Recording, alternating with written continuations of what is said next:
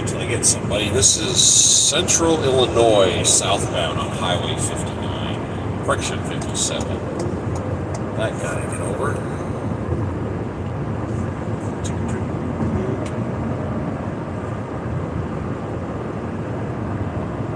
Please don't sit off my quarter panel. You're gonna pass. There we go.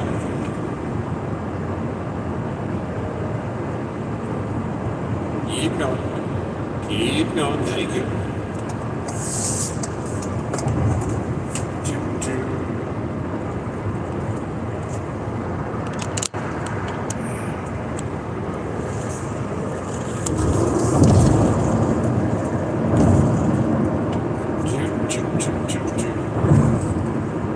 Just standing by, see if I get a couple of people to join in here.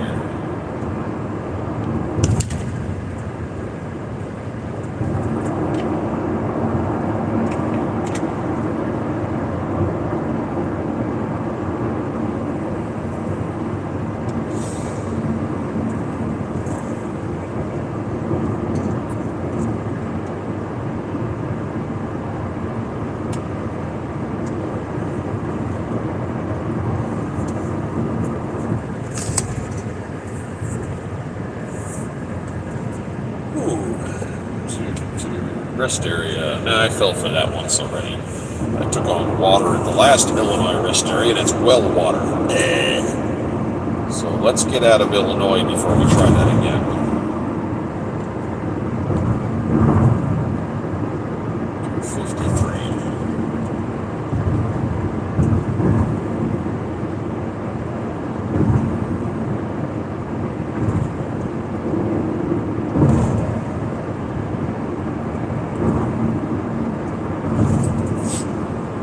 Got 3 cars piled up in the passing lane, tiptoeing up on me.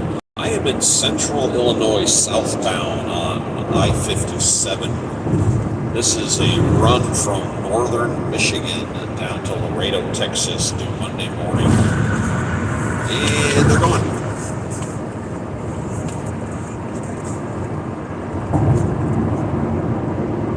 1, 2, 3 rest area. Nope, not falling for that. Currently southbound on I-57 in Illinois. This is a run from northern Michigan down to Laredo due Monday, so it's about 1,500 something miles. So it's a long haul here. Nice and calm. Temperature is 64 degrees. Beautiful day outside. I changed my wiper blades today, and that was more of an adventure than it was supposed to be. I have changed plenty of windshield wipers in my life, but I, for the life of me, could not get these off. And I fought with them for about 15 minutes, and out of frustration, I drove to Advanced Auto, the closest auto parts store, and I said, "Hey, can I borrow your expertise?" And they kind of laughed, and the guy came out and proceeded to get his ass kicked by the wiper blades. So he called his boss out. His boss couldn't get him, and then they called the big boss out, and they actually bet money on it. And the guy had to go back in and open up a technical manual to figure out how to get the wiper blades off this fan. I couldn't believe that. Mind-boggling. I even watched YouTube videos and couldn't figure out how to get the wiper blades off. That was mildly frustrating. But I am doing a run from... I thought there was a cop car. It's the town of Mary White? No. Something up the other part of...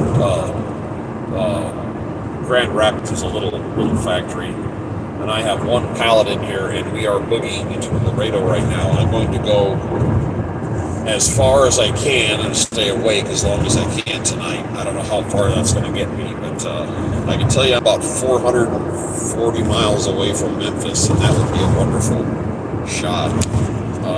The title of this stream is called Studebaker, which is a defunct car manufacturer from way back in the day.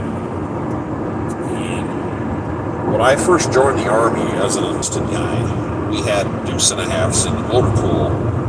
And a deuce and a half is a very simple, very crude supply truck. Ergonomics are terrible. The comfort is terrible. The doors don't fit worth a crap. Rough and tumble vehicle, but they always run. They always start and they always run. They've got that going for it. And they have a straight six-cylinder engine with a whopping 90 horsepower, but it also has enough torque to climb a tree, which is what makes it such a wonderful vehicle. But like I said, they've been making these things for a zillion years. And one of the trucks, there's no telling how old the rest of them were, but one of them's style was different.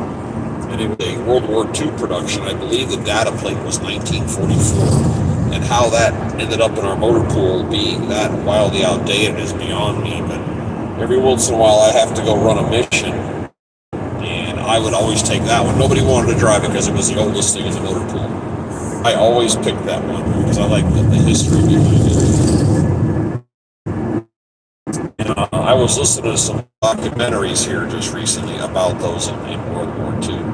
And we had a thing called Lend-Lease. The United States government got involved where we sold or gave and traded supplies because the United States was literally the arsenal of democracy. We made all the weapons over here, all the equipment. We had huge factories and infrastructure to build it. And they, between Dodge, Studebaker, Ford, and Willys, the Jeeps, the United States sent 427,000 of them to the Soviet Union. And the Soviets used those. They were not very mechanized back during the war. And we kept them in the war. The only reason the Soviets survived is from Lend-Lease. We gave them zillions of gallons of fuel. We provided them with ammunition, food, clothing, that big heavy trench coat you see in the movies the Russians are wearing. Those are made out of wool and it weighs 45 pounds. I got to wear one time because you could always use it as a sleeping bag. Some aircraft, some tanks, but the number one thing that we sent to the Soviets were trucks for transportation. Whereas Western Europe had paved roads and a well-established rail network, the Soviets had dirt roads and limited rail networks, and you needed to have a pretty robust vehicle to drive around.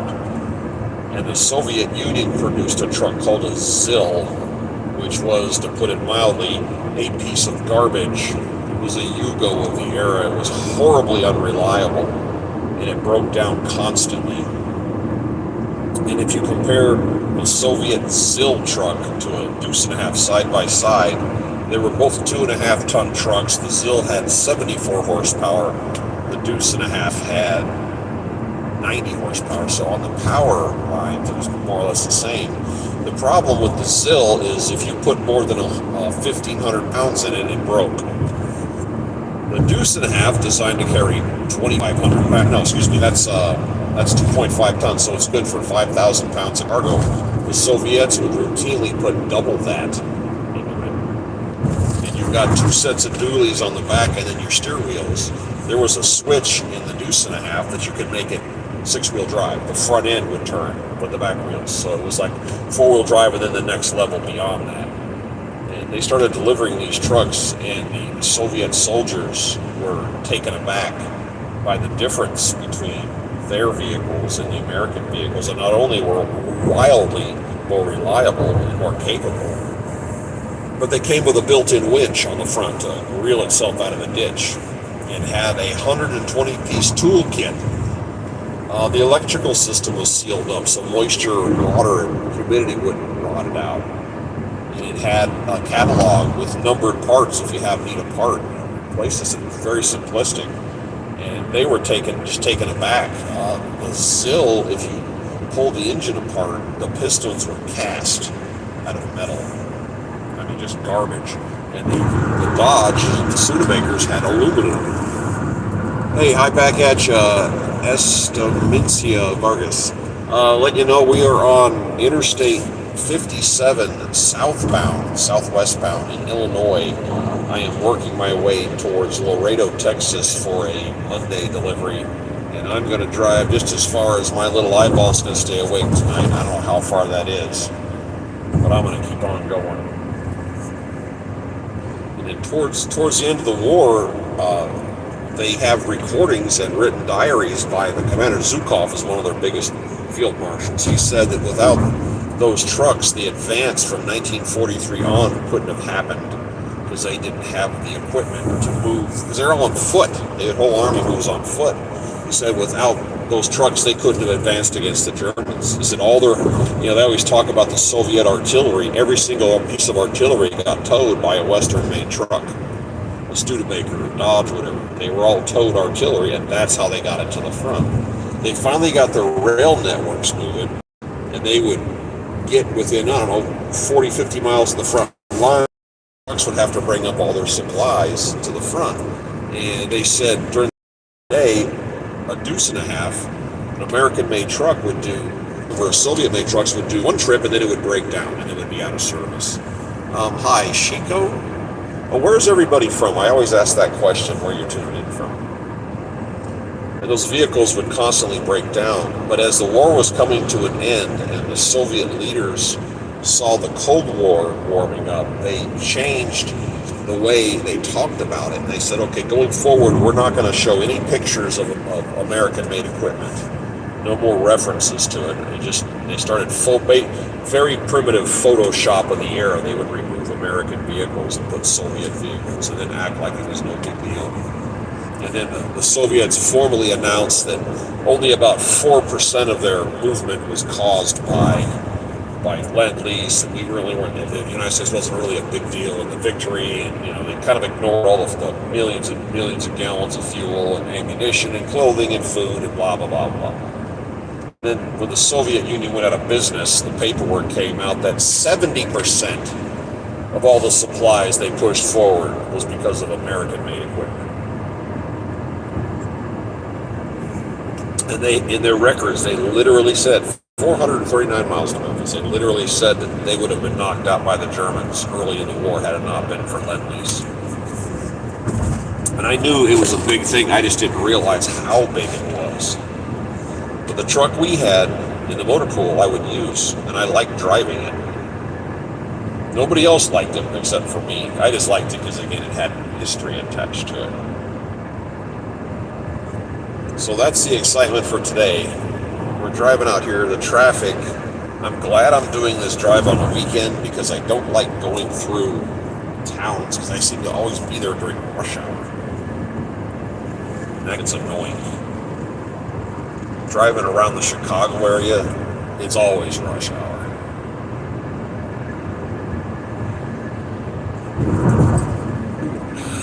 More. So I have discovered in the future when I go to replace my wiper blades, I'm just going to go to the auto parts store and say, hey, they do free install. I'm going to go, great, go install them. I ain't messing with these things anymore. It's absolutely no fun. But I have a single crate in here. It's approximately 1,000 pounds. And I've got my vehicle set on tow mode for the weight. And I'm going 63, which is a little higher than my normal. And I'm getting 22.5 right now. But it's beautiful out here. Absolutely beautiful.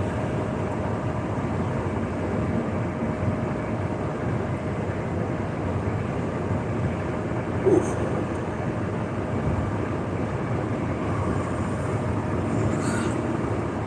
I think this is due 7 o'clock in the morning on Monday. And I'm going to drop and go home. I need to get some suspension work done on this thing. These vans they sit on little rubber boots, the bushings, the suspension. I think one of my rubber boots is shot, so I'm going to get the whole front end probably replaced with the front end boots. Just time. 5 years old. I got 161,000 miles on this thing, so there is a point when those things rot away. I've had my radio, my CB radio has been 4 hours, and the only conversation I've heard on the radio was me calling out some undercover cops. Other than that, it's been totally quiet.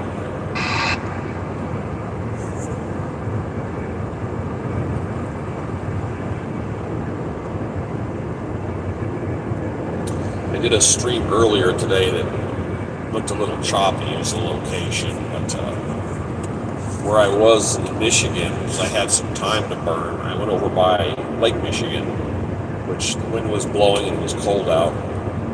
And and I enjoyed that. And there was a lighthouse as I was leaving. The sign says museum parking, and I went, huh? And I went up in there. There's an old museum, an old lighthouse. They went out of business. They shut it down in the early '80s. And, the city took it over, turned it into a museum. It was beautiful. And a lady inside was telling me the history of it. And it was opened in 1885, and the first lighthouse keeper worked there 43 years. And then his grandson took over and went another 20. Could you imagine that, having the same job for 43 years? By the early 80s, lighthouses went automated. They kind of got away from having people on them. And I mentioned that. We were talking to her, and she said the timing on the automation was connected to when electricity got to the area, because the more isolated places didn't have electrical power.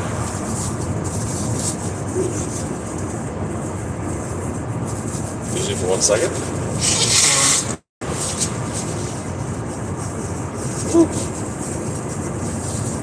If you're just jumping on, this is I-57 southbound in Illinois, somewhere in central Illinois, and I think my next turn is going to be in Memphis, Tennessee, to the west.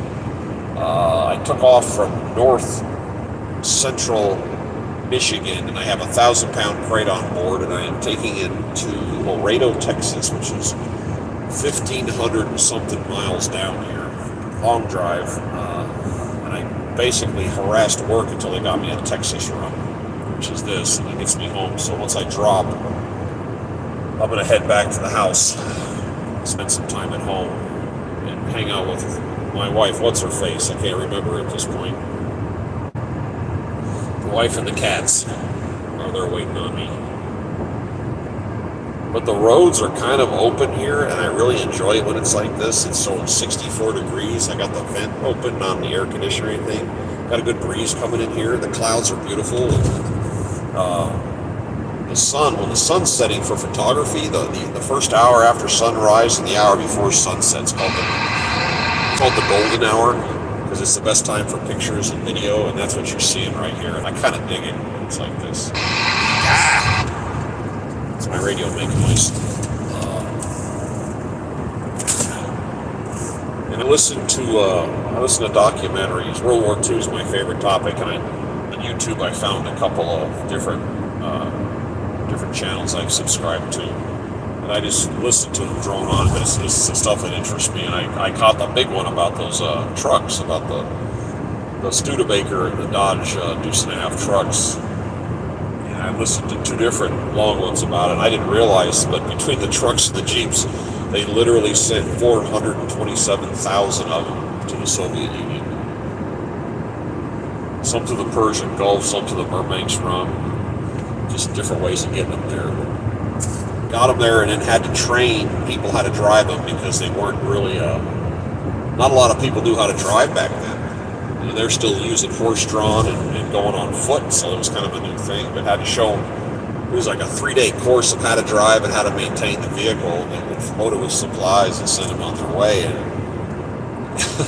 something I heard after the Soviet Union went out of business, they were allowed to talk about how much difference it made having those trucks. And there was, in the mid-90s, there was a reunion of people whose full-time job was to drive supply trucks, and there's like 200 of these guys, and they were talking about it. And the first people that got the American-made trucks, they were cockstrut. They were they were proud of themselves, because they had this brand new, which I've never seen a new Deuce and a Half. They were getting these brand new trucks that were powerful and reliable and could claw their way out of the mud and out of ditches, unlike the Soviet-made trucks. They thought they were, kind of uppity when they had them. And the fact that they had their own winch, to pull themselves out of a ditch, and had a toolkit with it. Air brakes. The Soviet-made trucks had mechanical brakes. It was just your brute force to make it stop, whereas the American trucks have air brakes. They still make them like that. You apply pressure, and the air pressure does the stopping for you. And it was all new technology to them. And I remember reading a book years ago by a German guy who fought on the Eastern Front, and he was on one of those crews that had It's a 37 millimeter anti-tank gun. You've ever seen those? They can push it by hand. Two little rubber wheels in a sloped. Oh, hey, how you doing? Who is that? Oh, I can't read the name, but love the broadcast. Cool. They could. It was the biggest gun you could aim by hand. You could roll around and aim it, and they were falling back. And the German military, which was mostly horse-drawn still, they had a collection of vehicles. There were some German, Belgian, French, British, whatever they happened to capture. And think of the reliability of vehicles in the 1930s, and then being put into harsh conditions and being grossly overloaded. I mean, they would break down on a regular basis. You don't have parts. You don't have spares. It's just horrible conditions of the Eastern Front. Well, these guys had a vehicle, and they'd run it for a while, it'd break, and they'd grab something else. Well, they ended up capturing a Ford truck. In 1943, they got their hands on this American-made Ford vehicle, so somehow they got it. And they said that stupid truck lasted the rest of the war. They didn't have spare parts, but nothing ever broke on it. Do you have morning or evening? Right now, the sun's going down. It's where I'm at. It's 7 o'clock local, and it's going to be nighttime soon. And they said everything else they had would last a few weeks until it would break or get stuck. And the Ford truck they towed their artillery piece with ran for 2 years. Never broke down, never needed spare parts, and it ran for 2 inches, by what their standards are. And the guy said, at the very end of the war, when everything just collapsed, he said, yeah, we had to give up our truck, and that was kind of disappointing because you just got used to it being there. It was part of the family.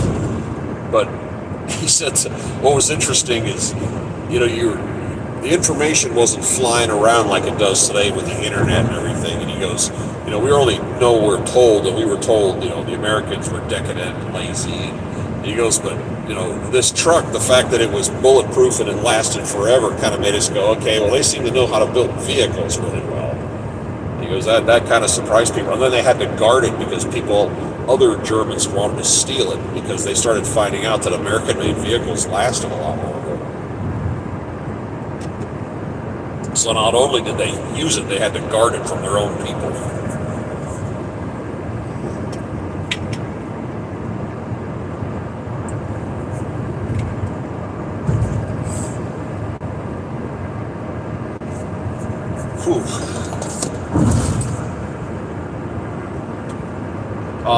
Where you say morning or evening? Where are you tuning? Where's everybody tuning in from? I always ask that question.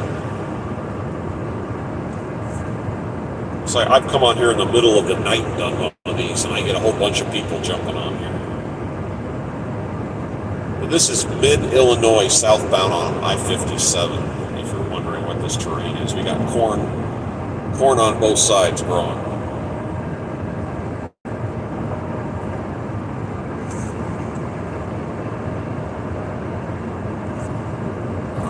22.5 miles per gallon currently.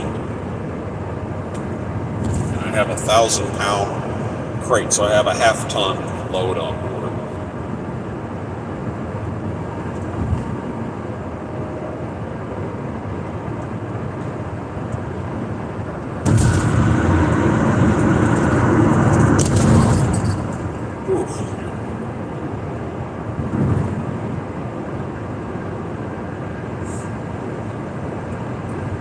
Many years ago, 1991, I discovered a radio.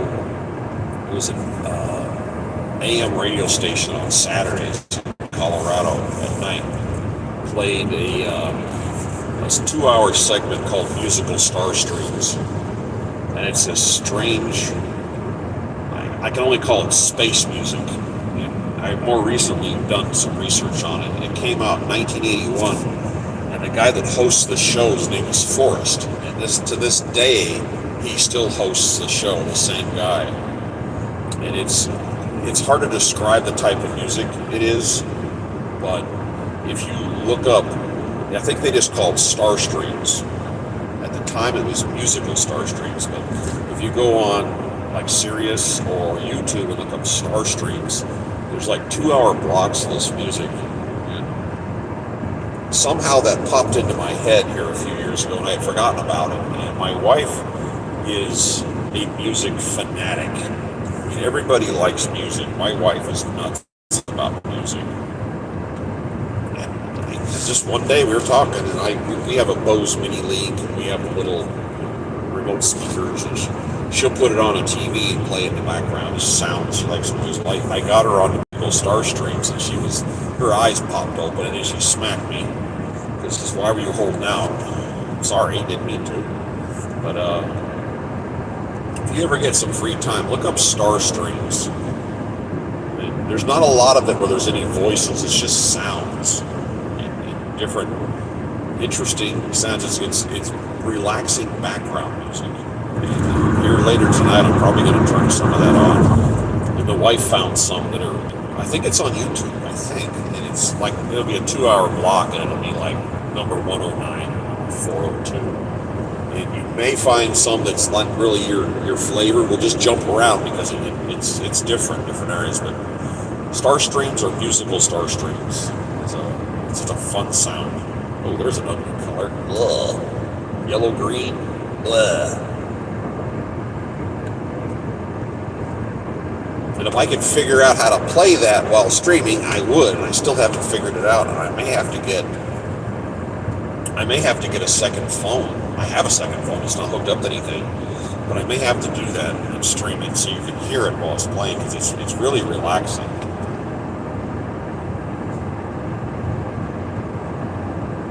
Anybody who's watching, where are people tuning in from to watch this? I'm curious. One of my main guys, his name is Universal Udo. He comes on here.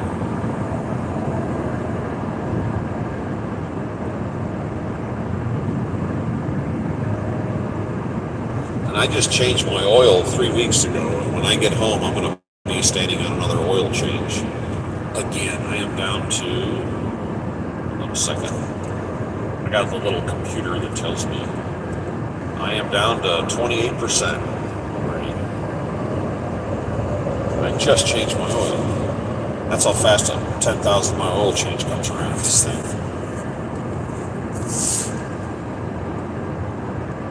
Yep, flash that guy.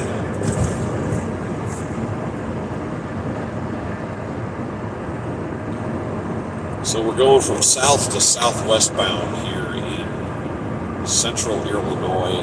Not 100% certain where I am at this point, but Interstate 57 southbound.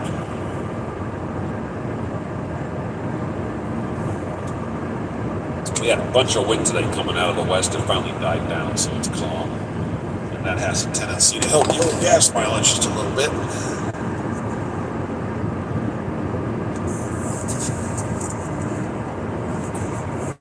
Noticed I put in Lucas injector cleaner in my vehicle. I put it in pretty regular, and I'm noticing the gas mileage goes up every time I use it.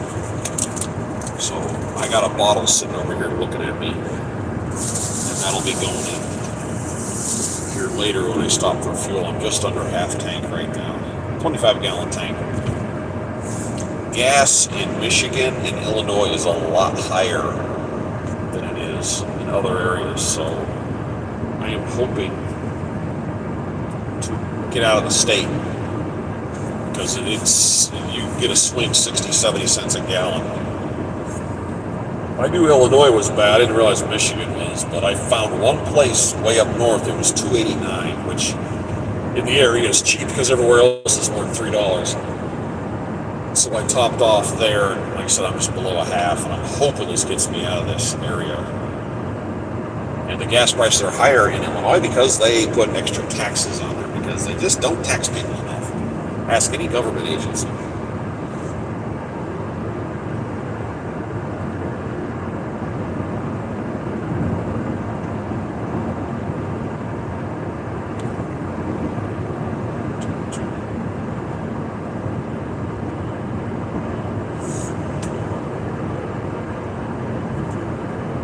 The town I live in Texas, has a couple of performing theaters, and my parents went and saw Fiddler on the Roof, which they said it was really good. So the wife and I are probably going to go see that this next weekend. They did, last one we were at was Spamalot, Monty Python's Spamalot from the old Monty Python series. And I convinced my parents to go see it, and they didn't have any idea what it was. They didn't understand that it was, Monty Python, the Holy Grail. And they got a kick out of it. They did a really good job. If you get a chance, go see a play called Spamalot. It's a comedy. It's pretty entertaining.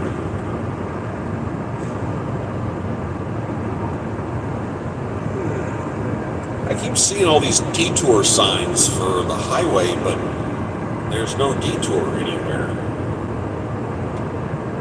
There's nothing. It's just, okay, the detour is over. What detour?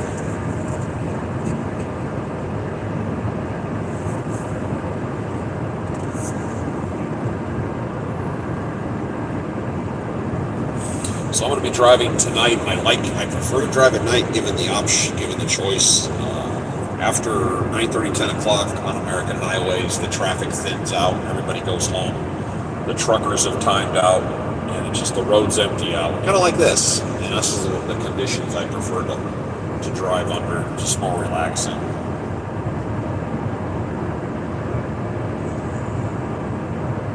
As long as I don't have a case of the sleepies, I'm going to keep on driving tonight. Oh wow, look at that. Oh, wait a minute. Check this out. Look at that. That looks cool.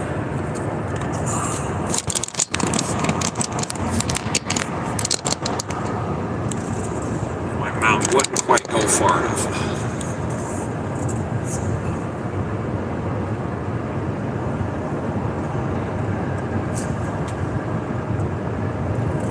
I bought this van used. It actually came with the phone mount in it. I thought that was kind of funny. Usually they would strip all that stuff out. This one was here, and I'm like, yeah, cool.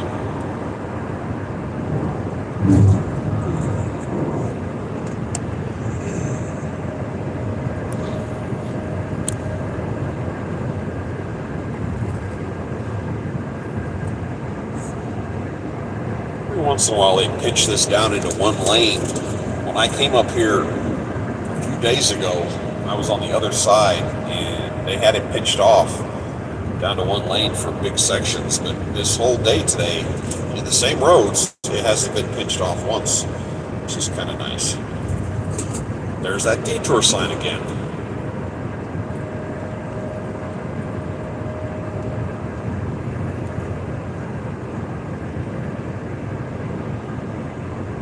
Going straight.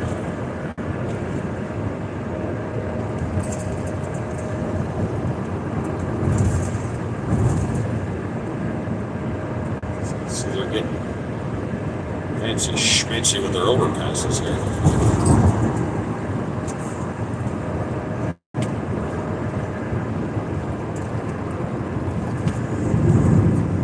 Went and got something to eat here around noon today, local. We do a little restaurant order and takeout. The girl behind the counter, early 20s, standing there, she's me in the eye. I'm 6'4", and I don't have a whole lot of women that stand there eyeball to eyeball with me. Like, I don't think I ever remember one doing that minus her. That was just kind of weird.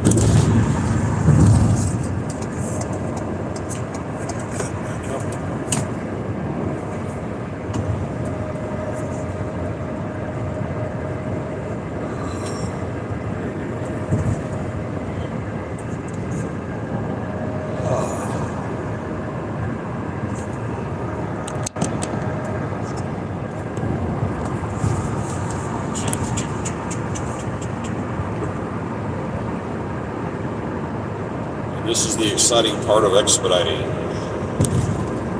This is how you get paid, though. You sit here and you hold the steering wheel. And you try to entertain yourself, which is listening to documentaries, talking on the phone, listening to music, and doing streaming. Most people that come on here see this, that I've interacted with, are from overseas. and they just want to see what the terrain looks like, because it's different from what they're used to. I had a kid from India come on here, and he was really enjoying the view, because I guess the roads and the terrain in India is completely different. I think I was in Missouri at the time, and it was early in the morning, kind of this morning light, a little bit of ground fog, and it kind of looked nice. Had some trees, a lot of trees on the side of the road, some farm fields. We just enjoyed the scenery.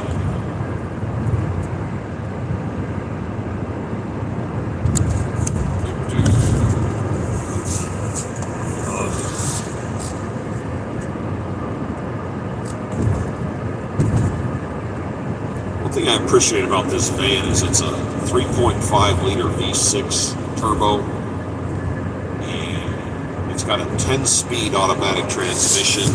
You can drop it in a manual mode, and you can thumb switch it up and down and change gears electronically.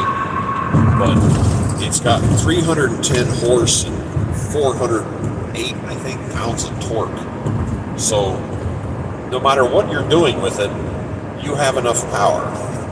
It's never been in a situation where it's struggling for power. I mean, thinking, gee, I wish they had more zoom to it, because it's always had the power to pull itself around, and I really enjoy that, because I have driven vehicles in my life that did not have enough power to get out of its own way. Memphis 396.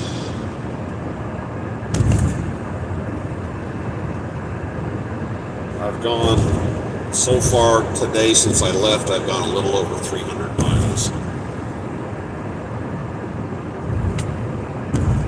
Which means I have 1,200 to go. Ugh. But it does get me back home.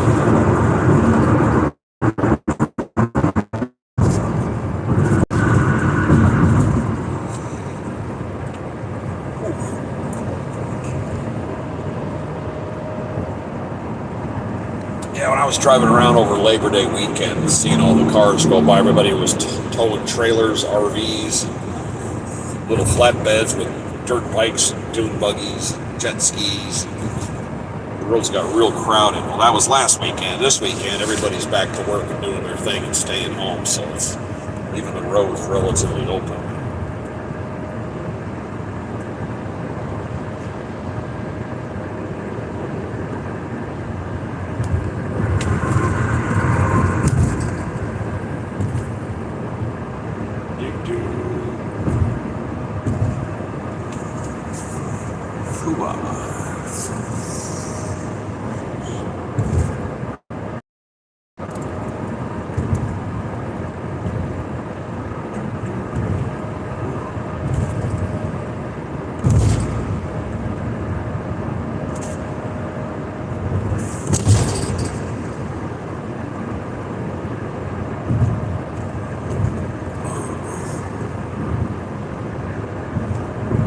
A lot of the people that subscribe to my channel are in your YouTube studio. It tells you the numbers and the stats and all the information. And one of the categories it gives you says audience, and it shows age group. One of the age groups is 13 to 17, and the highest age group is 65 plus. My 13 to 17 followers are 0.0%. The highest category is 65 plus. It's 42% overall. And I got a kick out of that, because I'm 57, so I'm right there in that group. And it kind of makes it easier when you have people your own age around you. You don't have to explain things. You talk to a teenager about something that happened 20 years ago, and they look at you like you have two heads. But I can talk about stuff from 40 and 50 years ago, and people my age remember it. As a kid in the 70s, I remember when people would smoke in the movie theaters. And you'd be sitting there in your chair, and there's a big old cloud floating around inside the theater between you and the screen. And as a kid, I'd look up and go, and you'd make it move. That was the era.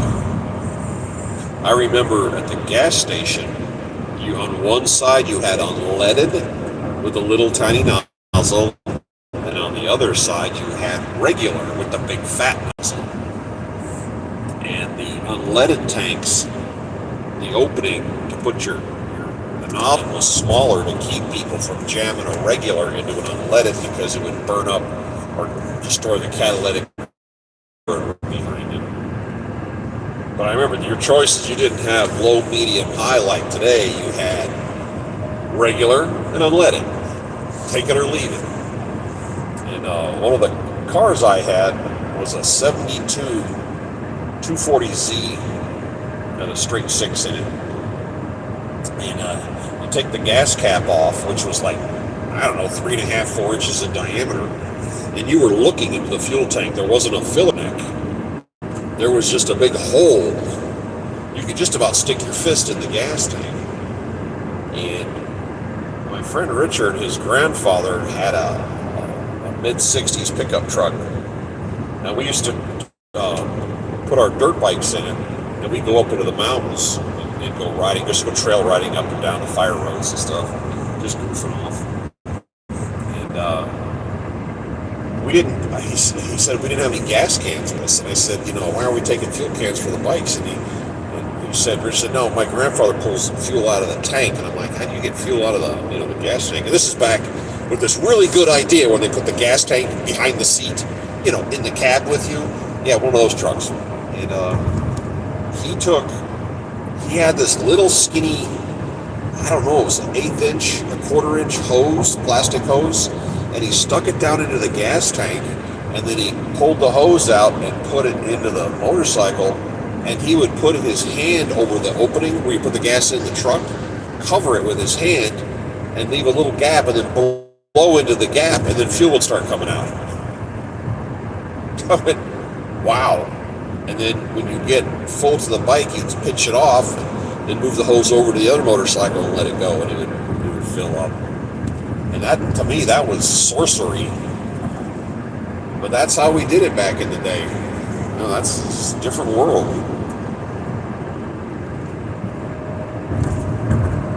And you sit here and drive around in this, and my brain just drifts around to things that were perfectly normal back then. There was a guy, I was a kid, and I was sitting in the back of my mother had a Chrysler station wagon, the size of a small country, those big old battleship station wagons.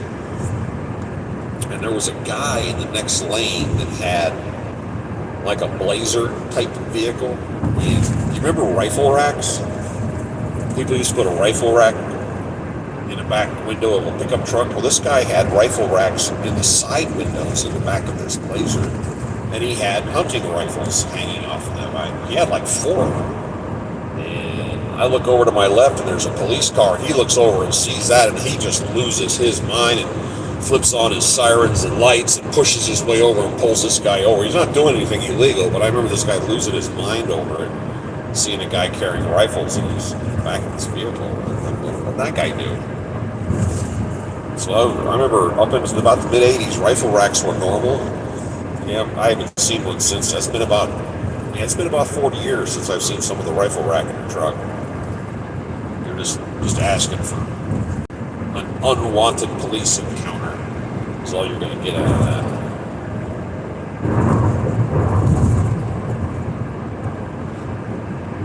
And just the randomness of things in life that you think about.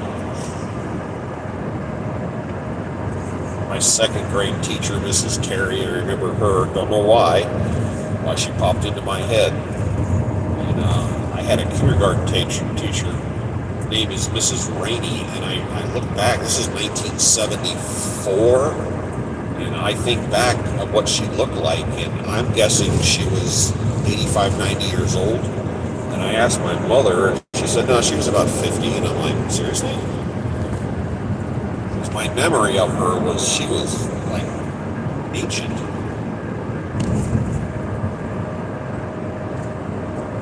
But as a kid, you see things through a different set of eyes. Come back over, dude. There you go. You can turn your signal off now.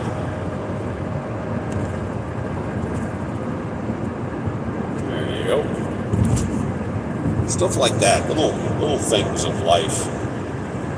I remember back in the 70s, dirt bikes and motorcycles, off-road motorcycles were suddenly got real popular, and they were cheap. You could buy them for a few $100s.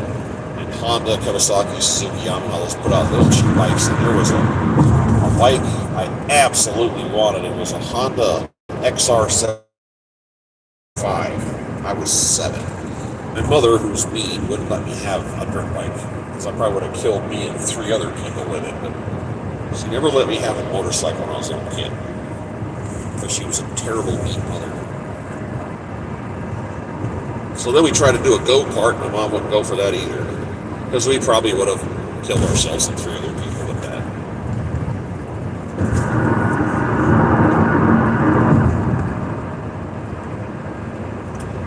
Seatbelts became common, in the 1990s? People started wearing seatbelts. They started changing laws. Well, we moved to Colorado in 1980. My mother got rid of the Battleship and bought a Subaru because, we didn't know any better. We figured you live in a snow state, you got to have a 4-wheel drive, and the only 4-wheel drive car that I know of that era was a Subaru. So we went to the Subaru dealer, and my mom said, I need a 4-wheel drive, and the sales guy said, what for? He says, because a 4-wheel drive is what you have when you live in a snow state. And he says a front-wheel drive will get you about 80% of the traction of a 4-wheel drive car. She went, oh, okay. So we got a front-wheel drive Rubisu. It was red. And our little Rubisu we started wearing seatbelts because it was a little bitty car, and big cars were still normal. So we became seatbelt wearers in 1980, way before it was trendy and or forced upon you by law. And I've been a religious seatbelt wearer ever since. So we were doing it a couple of decades before it was a requirement. I don't even think about it now, but I can remember in the 70s riding around when nobody had seatbelts back then. And again, that's just a different era. Totally different era. Anybody that was around in the 70s that remember some of the stuff from back then? I had a set of bell-bottom corduroy pants. I was in elementary school wearing my cool corduroy bell-bottoms, and I was chasing somebody on the playground, and my foot got caught inside, the front of my foot got caught inside the bell-bottom, and I tripped myself. Running like, little kid running wide open, and all of a sudden I'm tumbling across the ground.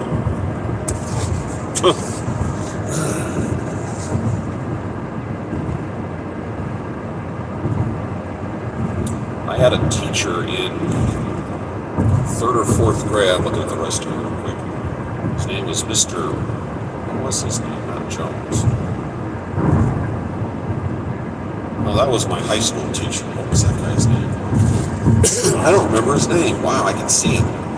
He was way past retirement age. I think he stayed on as a teacher because he was bored out of his skull. And I remember he mentioned that his wife had died at some point, so I think he was in his 70s somewhere. And in hindsight, I think he was a World War I veteran. And remember back in the 70s, everybody had long hair. He had a full head of long hair, kind of a bouffant, and it was that wiry hair that you could take it and shape it. You could just reach up with your hands and move it somewhere, and wherever you stopped is where it stopped. And as a kid, we were absolutely fascinated by that. And what was that guy's name? I can't remember. But anyway, we were little kids, and he had us wrapped around his finger, the way he taught class and the way he taught. Said, you at now, Robert, change careers, keep going, man. No, I'm still, no, I got retired out of aviation, October last year. I got medically retired out of aviation. I was trying to get to 62, I didn't quite make it, so when you fly medical, you have to have, I was flying EMS, medical helicopters, and you have to have a class 1 physical, and one of the things they do is they take an EKG, and your EKG is supposed to go boop, boop, boop, and my EKG went boop, boop, boop, and they said, nope, you can't fly anymore, so I'm going to fake it. No, these roads suck. And yes, I do need new shocks. The van right now has 161,000 miles on it. It runs fine, it steers fine, but at low speeds, when you go over bump, it sounds like the front end's trying to fall out. So when I was home this last time, I just figured, how the strut works. You got the spring and you got the shock in the middle of it. I just figured the shock wasn't doing its job, so you go over a bump and the spring would just basketball a little bit. So I put new shocks on, new struts on it, and the problem didn't go away. So process of elimination. This is the Ford Transit 250 long wheelbase medium roof. So when I get home this time, I'm taking it to a shop that's right by my house that actually did my alignment. After we did the struts, I figured I got to do the alignment, right? I'm going to take it right back to them and say, okay, this sound is still happening. I think the bushings are shot. And the bushings under here are like the size of your fist. They're not those little bitty ones. So I'm going to take this in and get that done. And I was very much encouraged by another driver for this company I work for. She had the exact same van, and she had 665,000 miles on hers. I was, well, okay, that's some good numbers. And the only non-standard, non-routine maintenance she ever had to do was replace the timing chain. And she said, just keep your fluids fresh. And when I bought this thing, of course, changed the oil, put an air filter in, and I did the transmission, which I don't think had ever been done, and the radiator. And since then, I put 52,000 miles on this thing since March. Oh, an F-150, yeah. This is the van, the box van. And when I get home, depending on how much it costs to get the suspension fixed, I'll probably get the transmission a drain and filled. Long wheelbase, yeah. Yeah, if you're going to buy the vehicle, you might as well get the long, unless you're going to go off-road with it, you might as well get the long wheelbase. I think I'm about to lose my lane here. Yeah, I put tires on it, put spark plugs in it, had the original spark plugs. Spent a little bit of money, but like I said, I put 52,000 miles on this thing in 5 months, 6 months. August. Yeah, six and a half months, 52,000. Well, if you go off-road, sometimes a short wheelbase works to your advantage. Hold on a second, move it over. Okay, I remember this coming the other way, where it pinches off into one lane. No. The dually, you don't want the dually for a couple of reasons. My last van, when I did this when COVID kicked off, yeah, that's true. Dually, no, there's the problem with the dually with this, doing this kind of work, is as an expediter, you kind of operate outside the rules. The rules being, I don't have to use a CDL to do this job because I'm under 10,000 pounds. The dually transit is something like 11.5, so suddenly you fall under DOT rules. Also, the 350 dually, if you look in the back, it pinches off the cargo area and actually gets in the way of pallets. So my last van was a Transit 350, which it was a tall roof, long extended version of this, but it had single wheel. Yeah, correct. There's no, you don't, like I said, this isn't DOT. What I do with this van is the same thing you do with a car. If I want to drive for 20 hours or 30 hours nonstop, I can. I don't go to weigh stations. I don't go through commercial checkpoints. The DOT completely leaves me alone. The last time I drove and this time I'm driving combined, I've gone 230,000 miles. And I have been looked at twice by DOT. I haven't been pulled over or anything because they ignore these white vans. So when you get a dually, you're stepping into CDL room because of the weight of the vehicle. So that's what makes this job so much easier. And a lot of drivers, a lot of people who do expediting are former truck drivers. You know, and it's just, this is so much easier. I can always find parking. I can drive the van home. I can take it to the grocery store. And if you're paying for your own vehicle, which I am, it burns way less gas. The tires are cheaper. Everything's cheaper on this. Even washing is cheaper. That's interesting. Oh, there we go. Now we're out. More former nurses. Yeah, that's true. This is just an easy job to get into, and I'm learning a little bit about this. I say there's three ways to get into expediting. The easiest and cheapest way, if you just want to stick your toe in the pool, is to be a fleet driver, which means you drive somebody else's van, and they're paying for the cost of the van, and you're splitting the cost of the loads. And I'm a mentor for drivers. Okay, there you go. And the way I'm doing it is I own my own van, but I drive under somebody else's authority. So they find my loads, they pay for my loaded insurance, I pay for my empty insurance, and they take a little cut of the load. And then the hardcore way is to drive under your own authority, pay your own insurance, and do your own dispatching, which seems a little busy, but I guess it can be done. But you're competing against people. Yeah, I do. I hear you. Van, Expediting mostly saturated. It is, but it's got a hellacious turnover, and July was a rough month. There wasn't much happening in July, but it is saturated. But they've kept me loaded.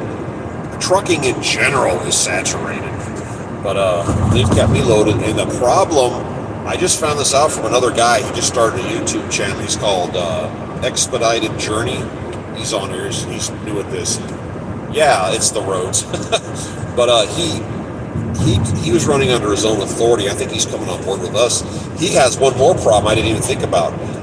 These people pay you when they feel like it. I get paid every Friday. Everything that makes it electronically gets sent in by midnight on Sunday, comes on my paycheck on Friday. This guy does it, and they go, oh, we pay you within 3 days. Oh, I mean 5 days. Oh, I mean 10 business days. And then they pay you 3 weeks later. Well, you're spending money out here, and when they don't feel like paying you, you know what I'm saying, that you're kind of, and you're just an individual person, they can jerk you around. But if you work for a bigger company, they don't really have that option. But I agree that I get paid the same. Okay, but I'm just saying that these people he's been working with are ripping him off. And it's the nature of the beast. I worked out in Vegas. I used to fly tours. I don't know, for a load. Oh, you know that sound.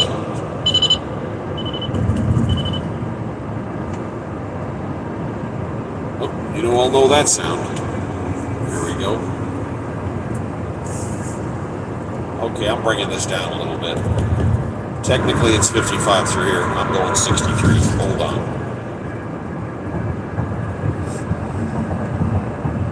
Yeah, my company has it starting in August. All of a sudden, it picked right up. Moving over. There's some of those ugly Amazon vans.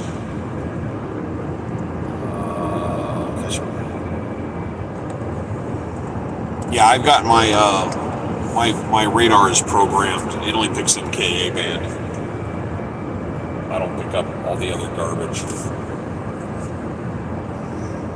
When I sold my car, when I got out of flying, I had a Mini Cooper set up for high-speed travel, and I let my radar go with it. And that was my high-end one. It was mounted. Couple wide load. That's where you felt trapped. Oh yeah, this burns vehicles up. That's why,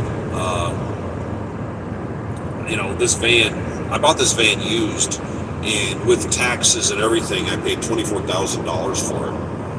And I sold my car. I took the money from my car and just paid for the van. I don't have a van now. Because to buy this new, when the dust clears, it's probably double that. It doesn't seem like a really good idea to buy one of these new, because you're just going to burn it up. Because the first time I tried doing this, I worked with another guy, and I bought the brand new, was a 21 model. It was the tall, long, big one. And the sticker was somewhere around $60,000, and I put 180,000 miles on it in 15 months. I just burned it up. And it's nice having the tall van because you can walk around in it, because I'm tall, but I only use that space like, I don't know, twice. It's nice to have, but I didn't need that rate, and that's another $20,000 for that roof line. And my gas mileage was 16, 17 on a good day, and right now I'm getting 22.6, and I've gotten up to 24 out of this thing, and as low as 21. Yeah, that's what I have. Buy a good used van, and we had to look at a whole bunch of them to find them, because some people don't take care of this stuff. And this van I got in Houston, and based on what we could find about it, it wasn't beat up by, people throw tools in it and they bash the back end to pieces. This one wasn't smashed up. And from what paperwork we could find, it seems they were driving it back and forth to Oklahoma. It was just like an interstate cruiser. And that's what we ended up paying. Like I said, with taxes and all the garbage, I got it for $24,000. Took it home, did some heavy services to it, and it 50,000 miles. Other than this front end making this funny Astro Safari. Yeah, a lot of people think, I'll just use grandma's old minivan. Yeah, but you can't. It's like the Ford Transit Connect, the little bitty one. I asked, can you use that? And the answer was no. Nobody will ever take one of those on. I've never seen one out here expediting. I'll purchase a repo Ford van from auction. Yeah, there's people that are nowadays. I've seen it was a documentary I was watching. There would a repo lot. These cars still had the original paper tag on it, and they were getting repoed. And they got 300 miles on it. These people go out here and buy this. Hey, look at me mobile, and they can't afford it. You don't have the money for it, so they drive it around and be a cock of the walk, and then it gets repoed.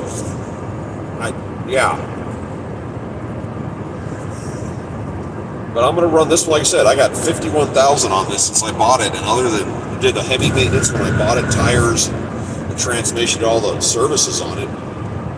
Other than this noise that's starting with the suspension, this hasn't given me a bad time. Oh, it had the original battery. It was a 5-year-old original Ford battery in it. One morning it gave me a rough start, and I had a guy test it. He said, yeah, that's toast. And he pulled it out, and it was nice. The battery compartment's under the driver's seat. And he pulled the seat off, and it was clean. He goes, this has been in here 5 years. When was the last time I heard a car battery lasted 5 years, especially from the factory?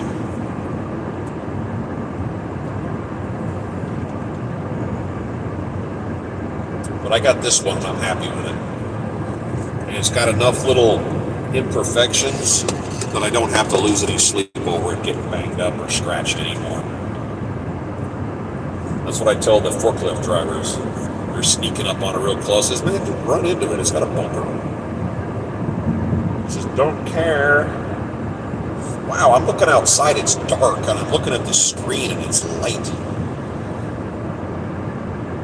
That is like a massive contrast. Built-in night vision goggles. Astro Safari. Yeah, I inquired about that, about the Ford Transit Connect, the little bitty one, long bed. I said, that'll hold a pallet. I said, well, they use that? And everywhere I went, the answer was no. Yeah, so far so good. Like I said, this van doesn't have any bad habits. Doesn't wobble, doesn't shake, doesn't pull. The tires, I constantly keep my eye on the tires. There's no uneven wear. The back tires, because of the weight, the back tires take more wear and tear than the front, so I switch them front to rear. But yeah, this has been a really good vehicle. No complaints.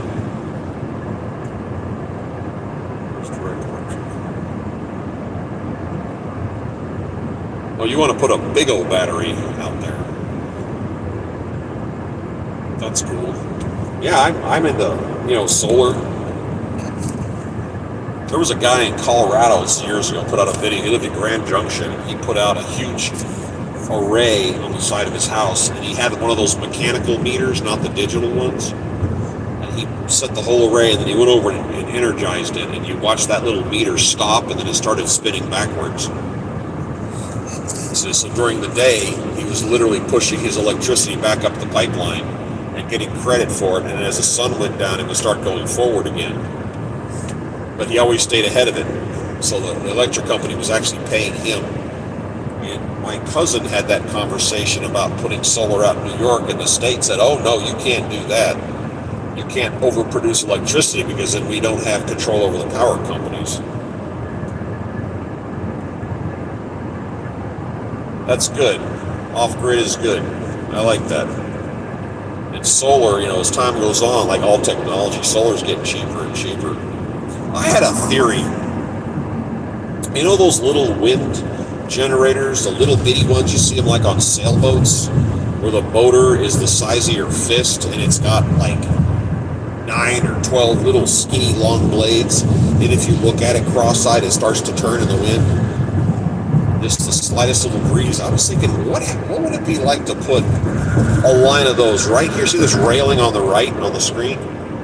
Why can't you just put a whole line of those on that railing and get the wind, the little tiny wind turbines from the cars going by? Because everybody's leaving a whiplash of air, and if you see the weeds, which you can't now, but if you see weeds and you look at the car in front of you, watch the weeds, bend over kind of violently. And I was saying, why don't they just put a whole string of those, on the guardrail right there? And while you start the first one spinning, you get like 20 of them spinning, and before they have a chance to slow down, another car goes by and keeps them turning. Why not? Since these cars are blasting by anyway. Off needs a water source. Yeah.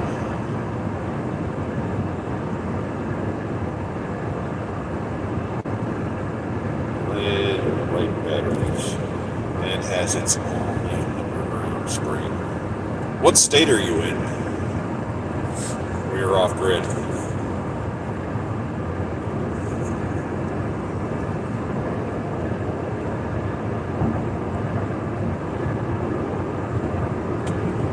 I haven't seen. Oh, here we go. Name's coming up here. Effingham. Memphis 364. I've driven about 350 miles. That's another 350. That's 700. That brings me down to 80. Now, we found that by accident.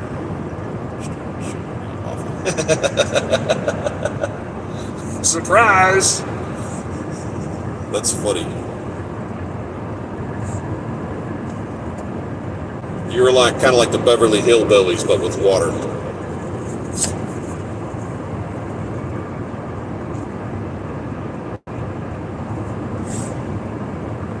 I knew a guy in the 1960s. He was a commercial diver, and he was in the Sea of Cortez, the Gulf of Baja, California, and he was doing some kind of survey work.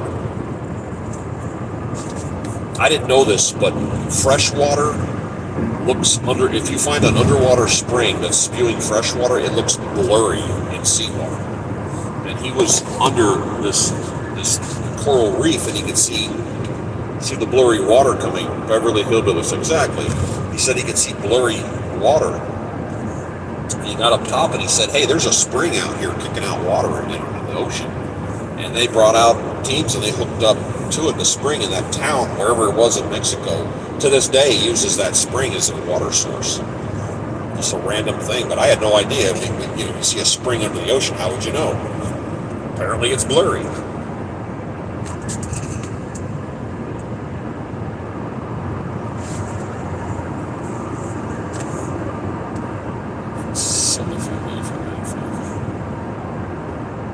That was old Bob. Whatever happened to him?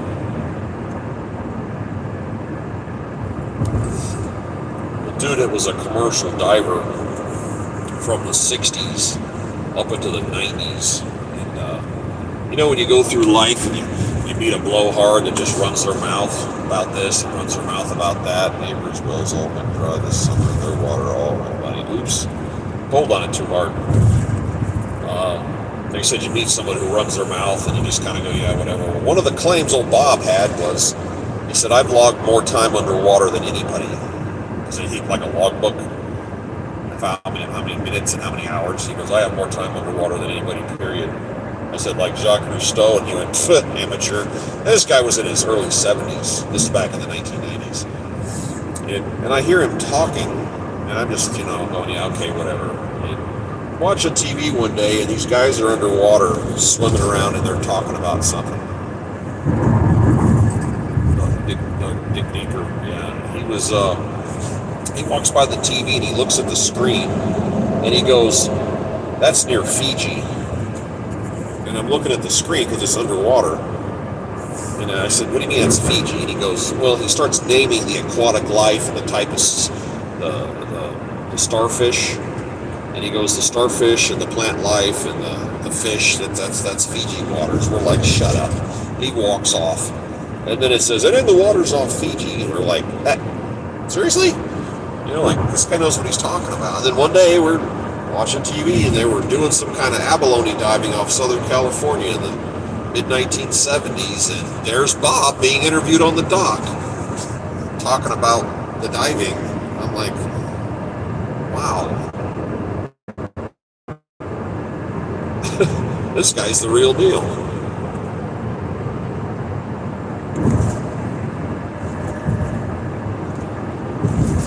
Dig deeper.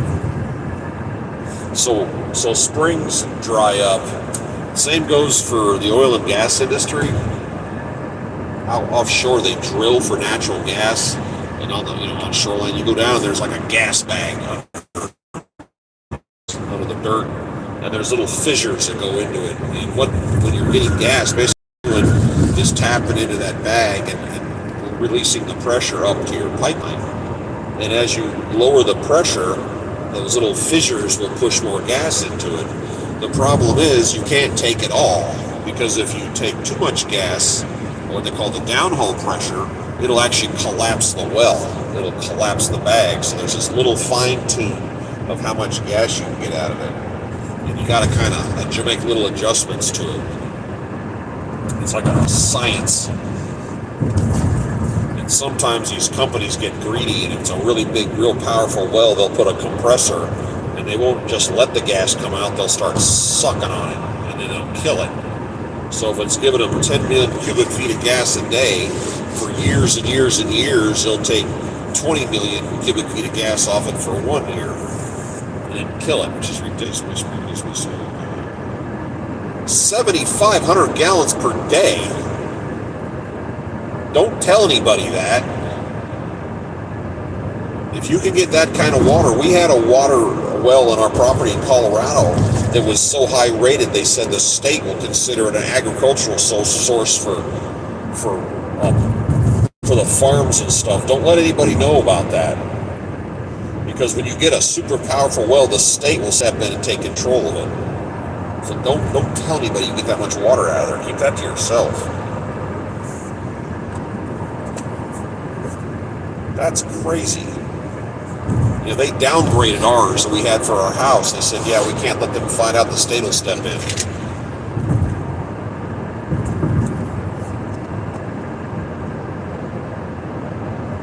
I understand that. We had the water rights too, but the state will stomp on it if it's really powerful. They've got some loophole that allows them to take something. If it produces water, okay. If it produces a bunch, they go, wait a minute, this is now a state resource. And they play that little game. Yeah, so keep that information to yourself.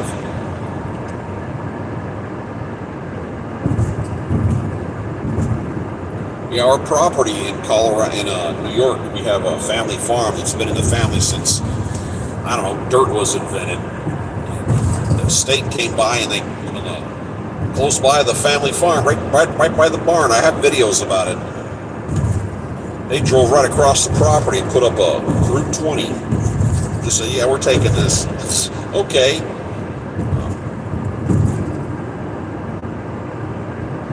All right, be careful with that. You can just say, yeah, I have a well, and leave it at that. Let them guess. That's my mileage. 22.6. Ha-ha!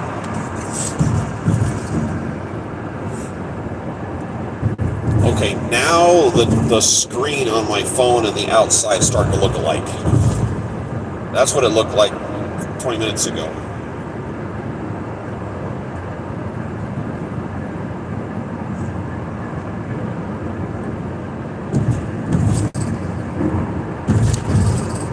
Much better. Oof. these cars come from? I liked it when it was quiet out here.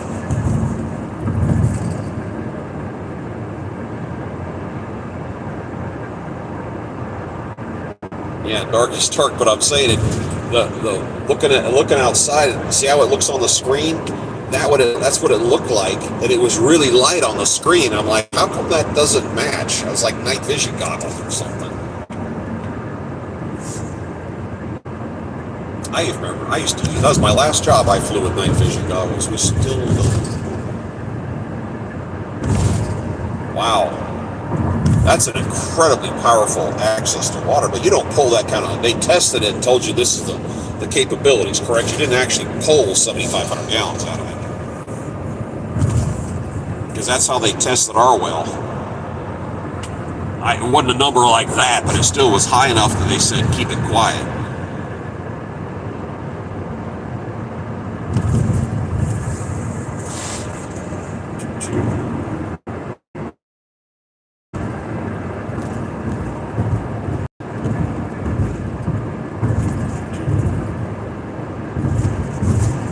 Oh, you actually pulled 7,500 gallons out of it one day? I don't collapse it, we don't need it. Don't collapse the well by pulling on it like that. Use what you need, leave the rest of it there. This guy coming over? Yes, no, yes, no. Still no, there you go. Hey, I got a piece of knowledge to put in the back of your head in case you might need it someday. You ever see a police helicopter flying around at night and they got that big spotlight and they're looking around over here and they're pointing the helicopter that way in the spotlight and they're moving it, looking at the bushes? That's not where they're looking. We ran a test with a 5-gallon bucket. It fills the bucket in 5 minutes. Okay. But like I said, you see a police helicopter with a big spotlight and they're flying around over there. They're pointed directly away from you. That's called a flush light because that's not where they're looking. They have a FLIR underneath the belly that's looking backwards. So you're standing over here by this building, you're hiding, and the helicopter's over there looking completely away from you. That means the helicopter's looking right at you and they know where you are, because people will wait till it's looking over there and go, okay, now I can run and they won't see me. Yeah, they will, because they're looking right at you. Just keep that in mind sometime if you're trying to hide. Wherever the helicopter's pointed with that big shiny light, they're looking the other direction.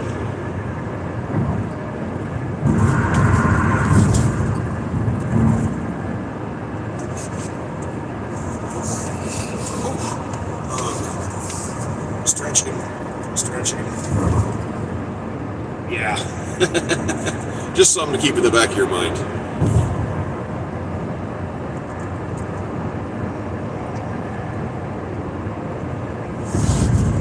And if you want to look nonchalant, they can see you pretty clearly. They see your shape very clearly.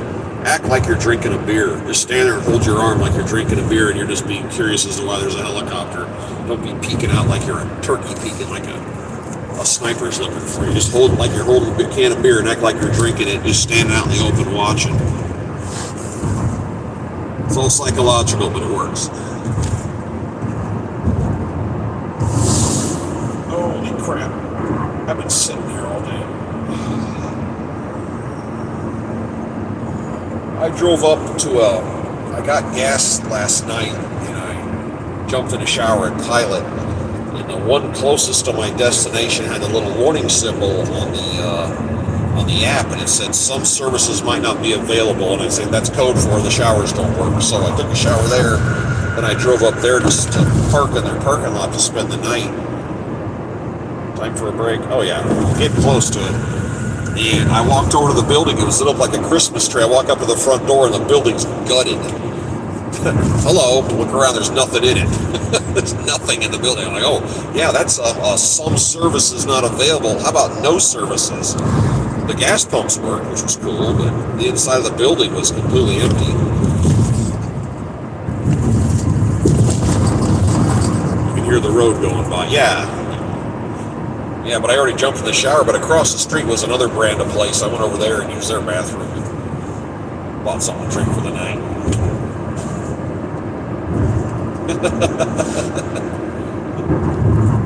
Yeah, already. Yeah, I've got one of those little fancy seat cushions in here, which helps. But this is actually a fairly comfortable vehicle to sit in.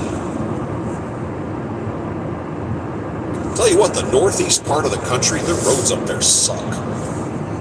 I mean, they absolutely suck. And it's probably not their fault. It has a lot to do with the conditions of the winter. Hey, watch this. Watch these high beams. Whoa, what do you think of that?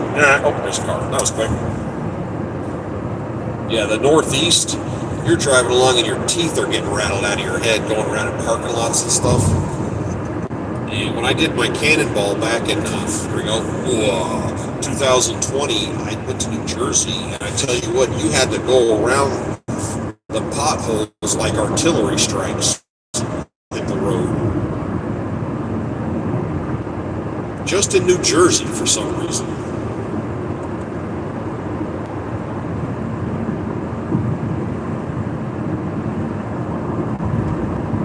Sometimes when the highway department comes out here and does their thing, they start repairing and over. I swear to God, they're getting paid by the hour. Because it doesn't take that long to recover a road. It doesn't take 2 or 3 years to resurface something.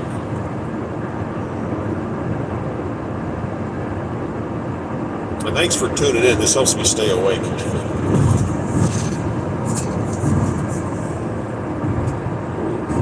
Yeah, job security, full-time gig. Talking about job security, here's a job in New York City.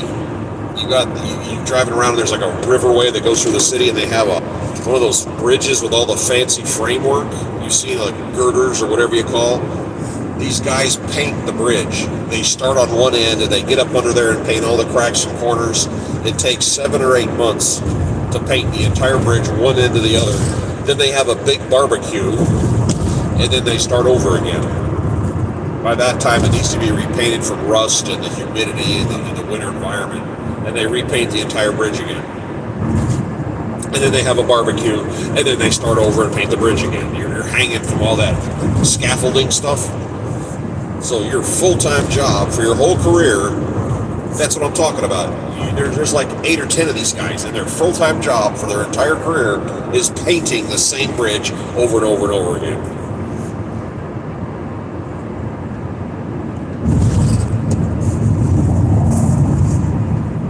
I mean, at some point you have to start screwing with each other, leaving signs and notes and, whatever, to harass other people. Purple paint stains.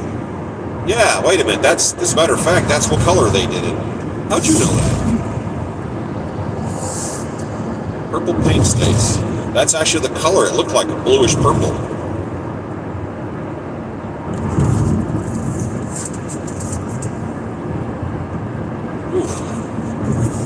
Yeah, they don't have, out west, they don't have bridges that look like that. They don't have that cool scaffolding. It's all modern, which is boring. I like the scaffolding. I think it looks cool.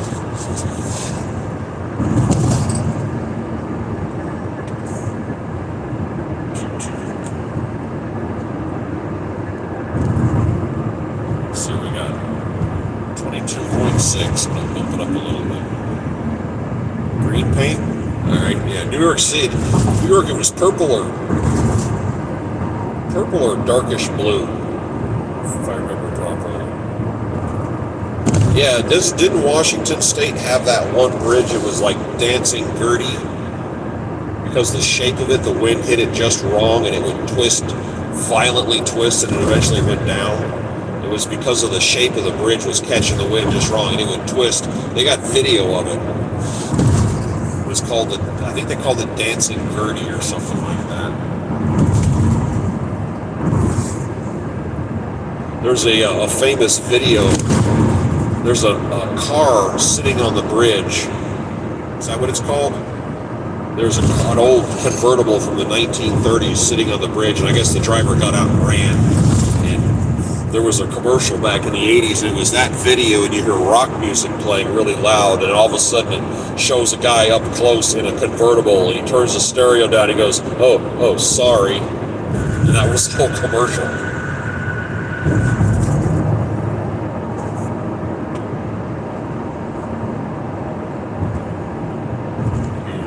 hide, mud, rust paint. Yeah, it's kind of boring looking.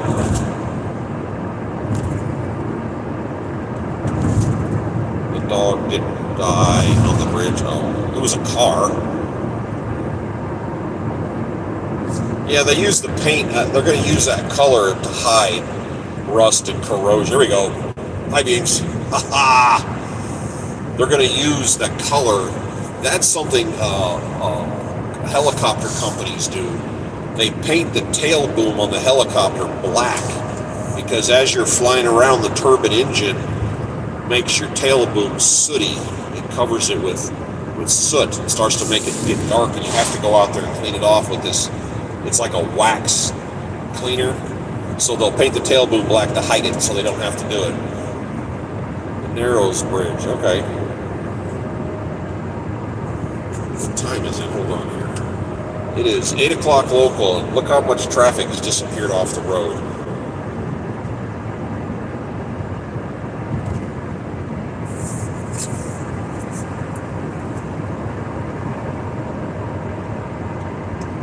Bridge.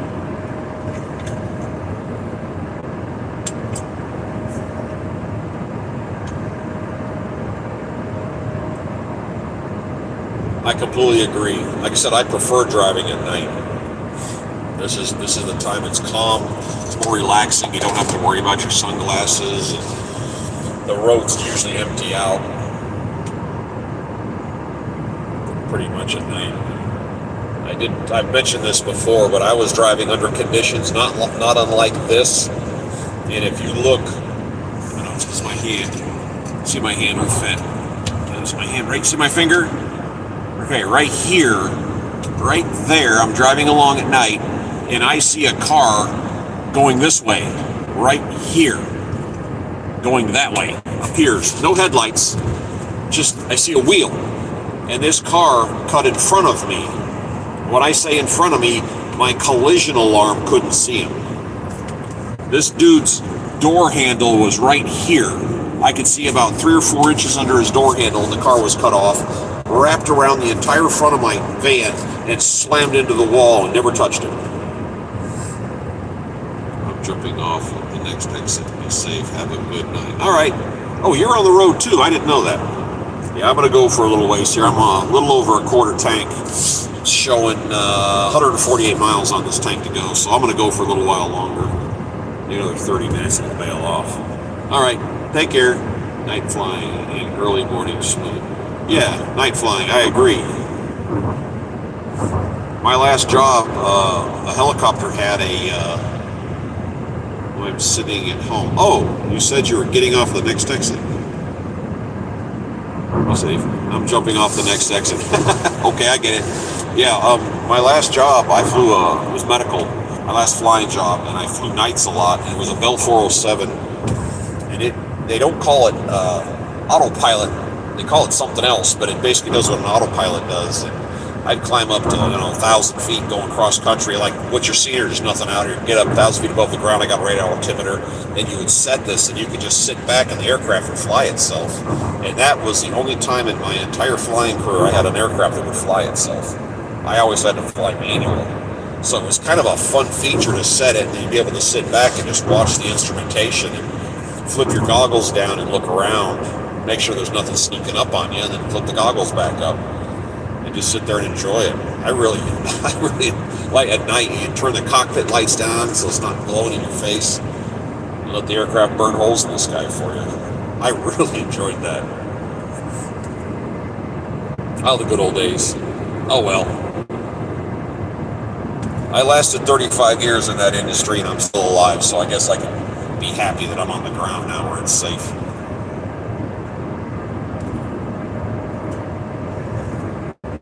Of course, it paid slightly better than this, but such is life.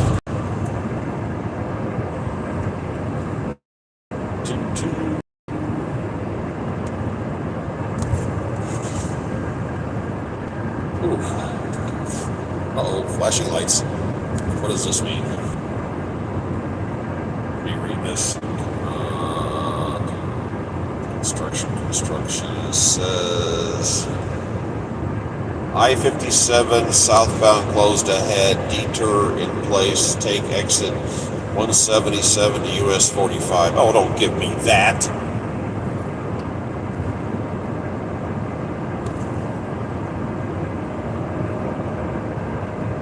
Oh, jeez. Now what?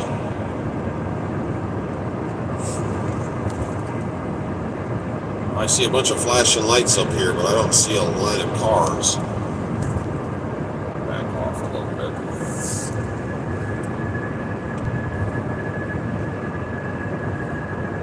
Yeah, if they were closed, wouldn't there be like a line of traffic right here? Or are they just pushing us over a lane?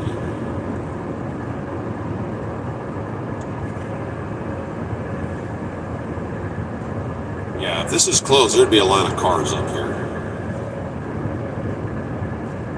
I want that guy's job. Sit in the vehicle with the lights flashing.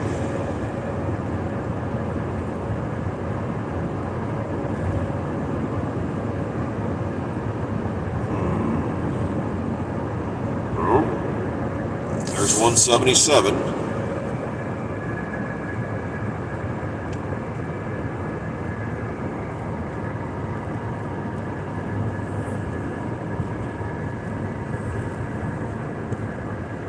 Oh, these assholes. They really did close the road.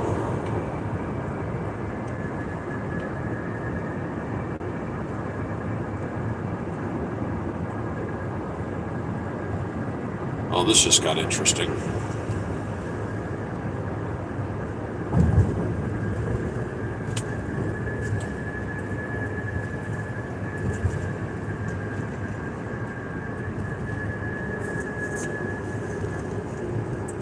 Get off the highway. I want to keep going. I guess we're just going to play ducks in a row and follow these guys.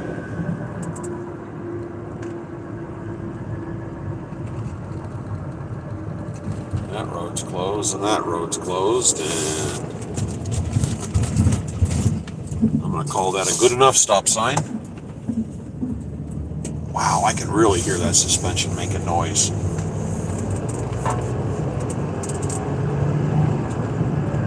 It's going. That sounded more like rubber rubbing on rubber. Okay, we are now off the beaten path. I don't know where we're going. I'm just following the people in front of me.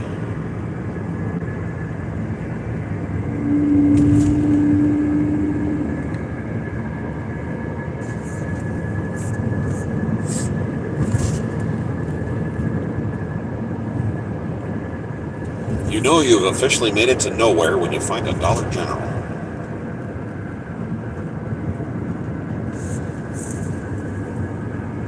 Northbound, does anybody know an update on the southbound by chance?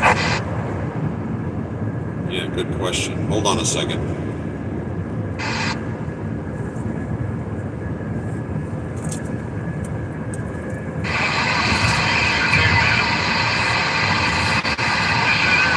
Anybody on the northbound side of 57 now? Updates on 57 south?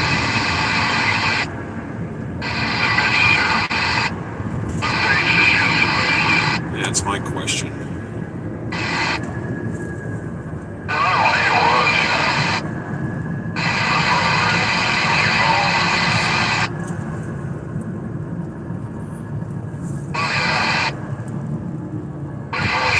This is going to make an otherwise long drive even longer.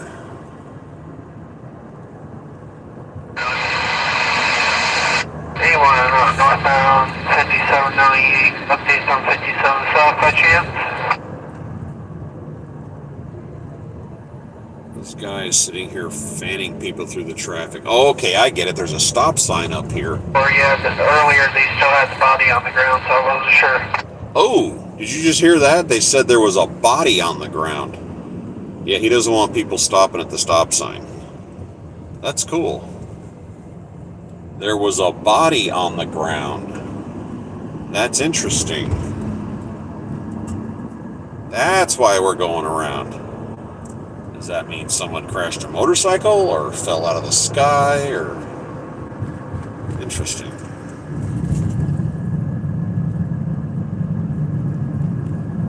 Let's see where this takes us.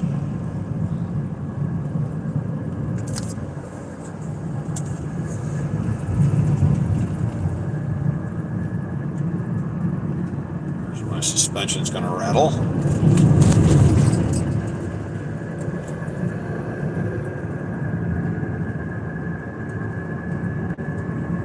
I have no idea where this is going, other than following the guy in front of me.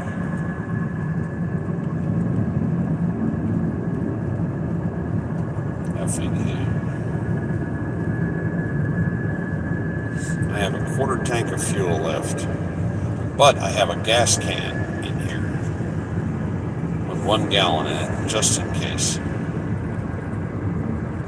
such an event happens.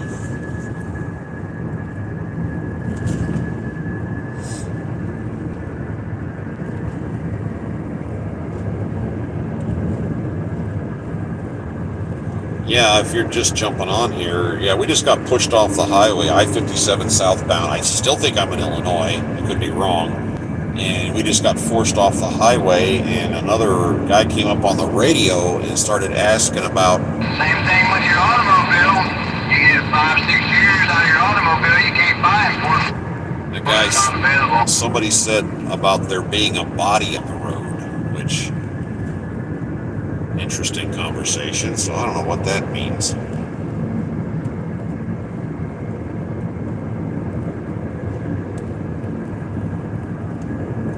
I know what it means, a UFO landing. And they don't want us to see it.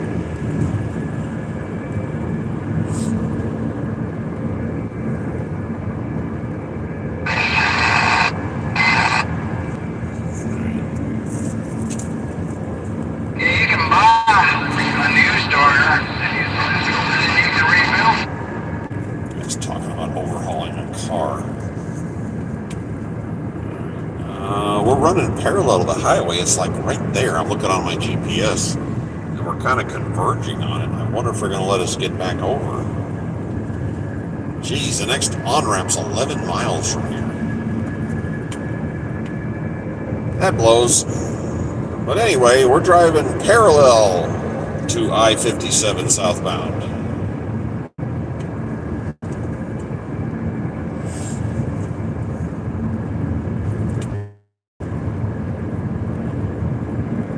That's a train, by the way, that blind light.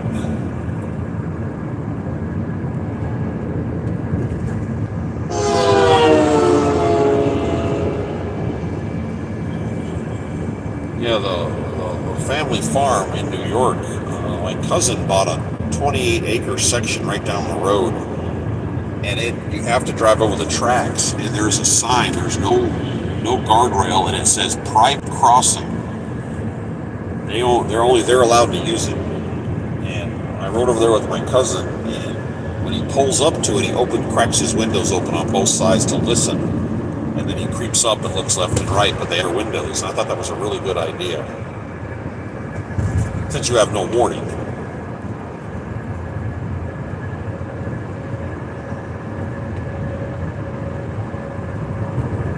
Like I said, this GPS is 9.5 miles, so the next chance I get to get back, I am literally 200 yards from the interstate. There they are.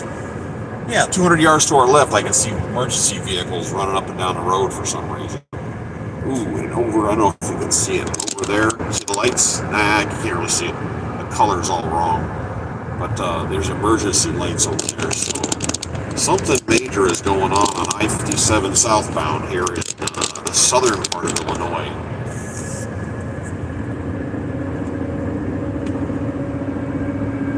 Something big enough to get us completely off the highway.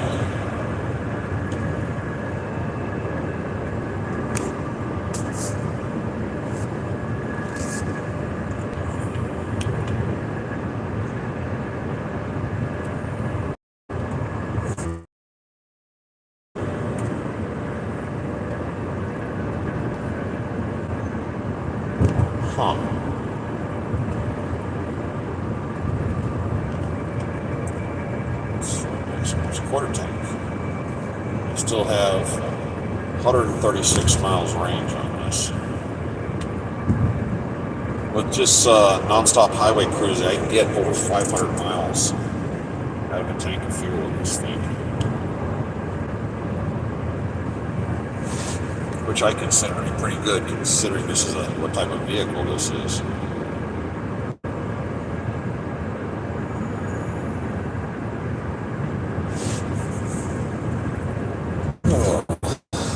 back up.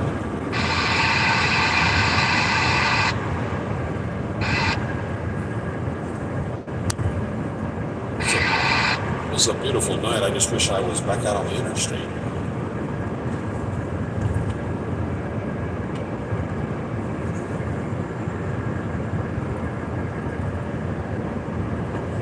Time check is 8:30, 8:20, and it was 9:20.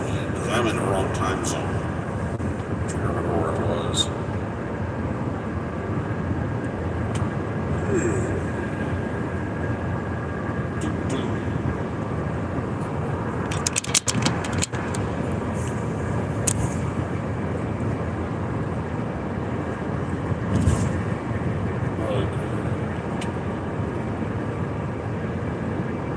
I've been diverted off the highway before, and they would zigzag us all through residential neighborhoods and just insanity. This is just running parallel to the highway. This is kind of bizarre. I'll show you what I'm looking at on the GPS. Look right there. Where the purplish pink line and the yellow line is the highway. We're literally running with it.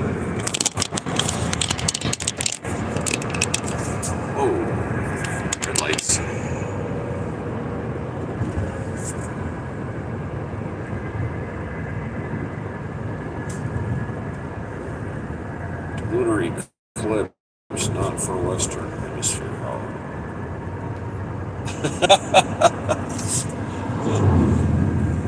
Oh, coming into a little town here. Let's see what they do with us. And I can't get on the highway here. Yeah. I know. Slow down. I know. Gotta run back in.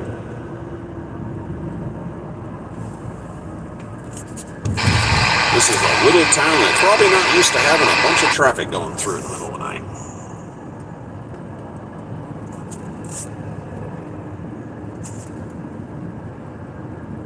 Got a lot of tractor sales here. Local bar, it's open. Tractor store is closed. Old-timey gas station. Wow.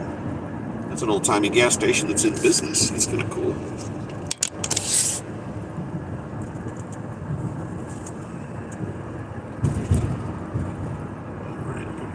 Get back to the road here, 5.8 miles.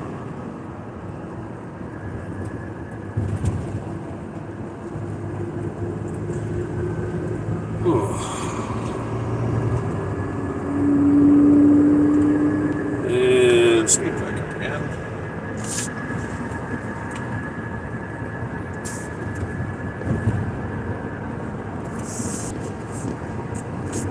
My ultimate destination is I got at 7 o'clock in the morning. I've got to be in Laredo. 7 o'clock in the morning on Monday. So I'm going to drive tonight until I can't drive anymore. And I'm going to go ahead and get up and drive like a maniac all day tomorrow. Try to get down there. There's a rest area about 40 miles north of Laredo that I like. It's beautiful, middle of nowhere. I've spent the night there on quite a few occasions, and depending on how far I get tomorrow, I would like to end up there again.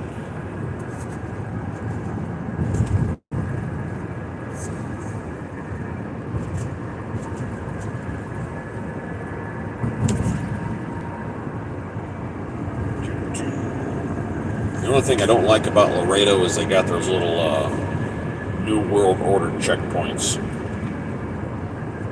that I'm not fond of. You can't let 15 million people flood into the country and then demand American citizens to get searched, which I don't allow.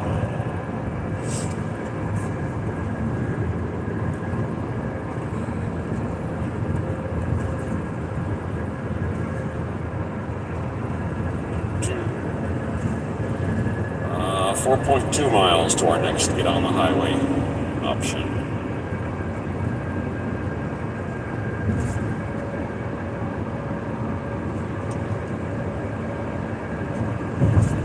On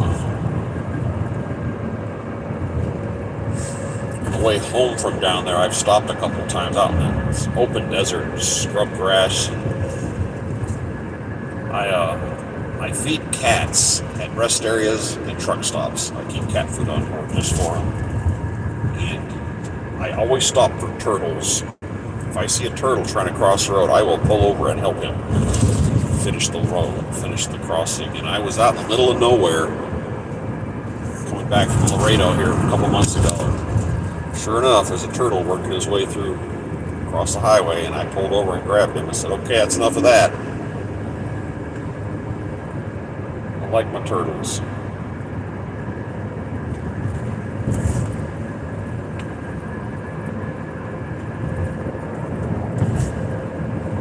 That's one of the funny things is I've been in heavy traffic and seen a turtle in the middle of the street scared.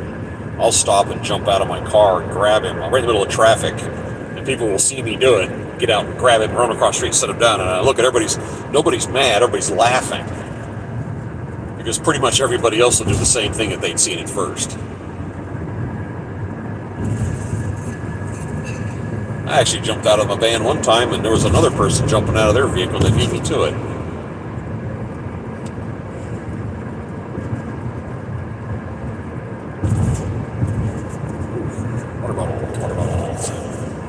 Yeah, I filled up. I have 2 aluminum 25-ounce bottles in here I drink out of going down the road. And, my one was empty, and I went into a rest area in the northern part of Illinois, and it's well water. Blah. So next chance I get, I'm going to refill these and hope it's not well water.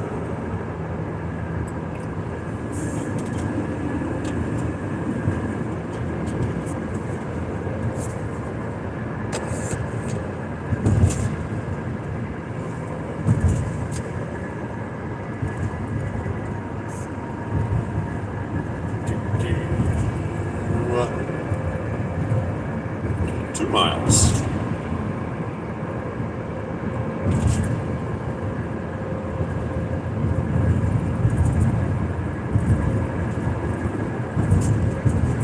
Lunar eclipse not in the western hemisphere. That happens.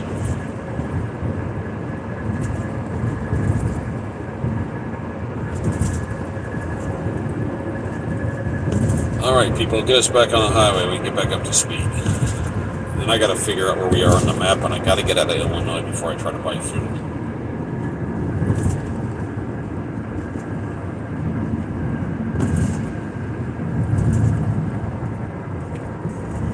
Well, this shows us getting... Okay, this shows us crossing over and getting on the highway here in a mile. Let's see if this works. If they let us.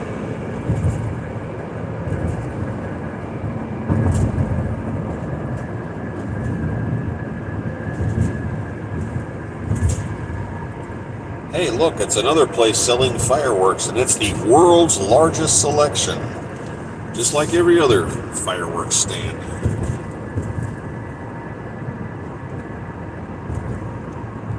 Those vehicles are going north, yeah, now who's going south? Back up to speed, back up to speed. Aha! I think we're getting back on the highway right here. Based on the movement of those vehicles.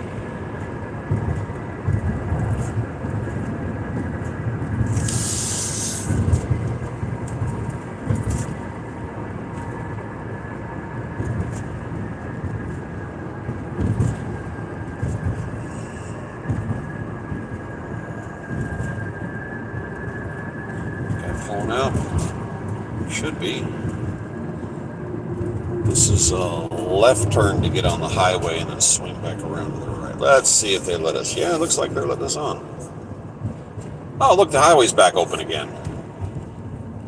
From way down there where we were.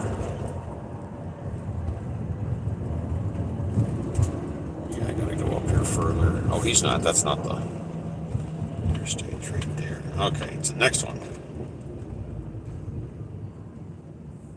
Whoa. Don't hit that guy. Let's see here. Where am I on the map? There's 70. Effingham. Where is Effingham? Go, dude. Here we go. Yeah, look, the highway's open. So that was just a drill for us to go play with.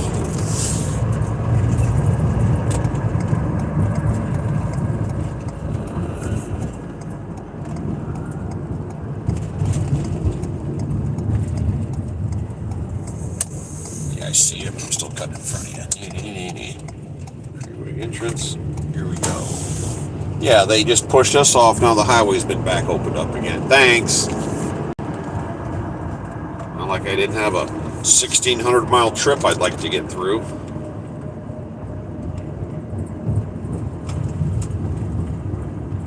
Yeah, that was idiotic. 309. Yep, we're still in Illinois.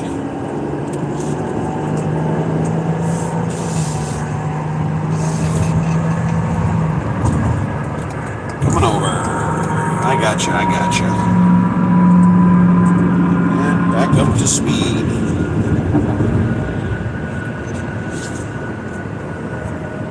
Blech. All right, we're driving again. We got a turn coming up. Staying on 57 South. Best case scenario, I can make it to Memphis tonight. Best case scenario. Because I know of a couple of pilots right there I can stay at.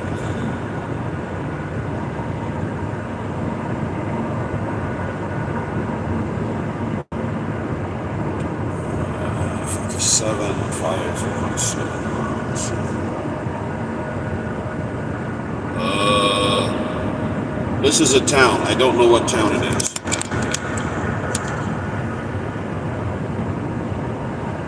Yeah, I don't even know what town I'm in.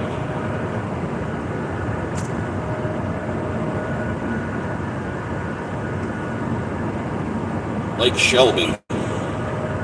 Okay. Over.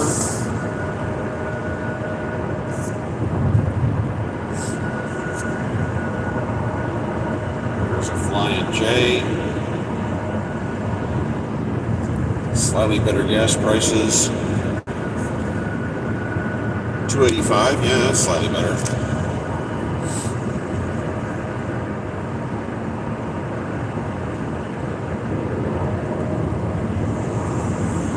Comparatively speaking.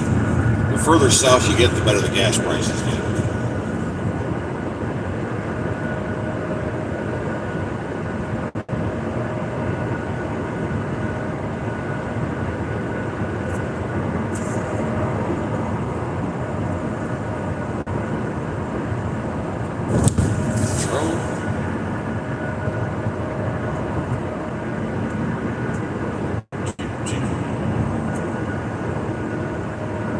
Here's my big split.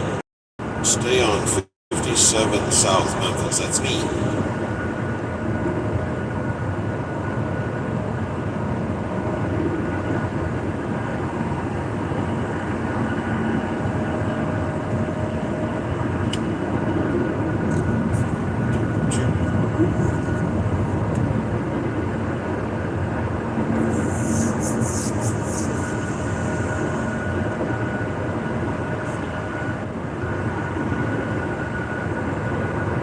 The speed limit through here is 65. I'm going 62. And I am passing these guys. Which doesn't make a lot of sense. See that big cross on the left? I have driven by that so many times I have lost count.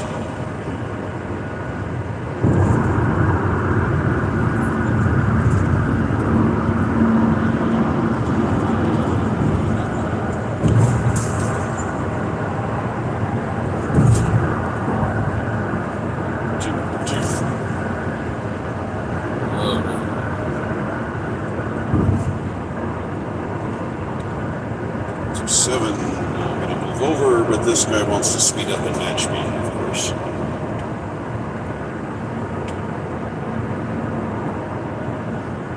Yep, now he's riding in formation with me. So I'll bump it a little more.